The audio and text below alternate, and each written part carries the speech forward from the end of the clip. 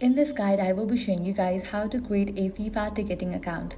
Let's get started. First, launch your preferred browser. Now in the search box, type in fifa.com/tickets and search for it.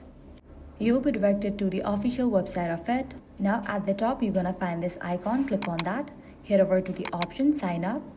Now you'll need to fill in these details. Type in your first name, email address. Likewise, select your gender, select your date of birth, select the country of residence, then language. After you fill all these, click on continue. In the next page, you'll be prompted to enter the password. Generate a strong password for your account and click on create account. Then you'll need to verify your email address. You'll be receiving code in your email address. Check your mail and type in that code and confirm it. With that, your account will be created. So this way you can easily create FIFA ticketing account. Once your account is set up, you will be able to access ticket sales, manage your orders, and later use the official mobile tickets app for entry at stadiums. If this guide helped you out, do not forget to like, share, and subscribe.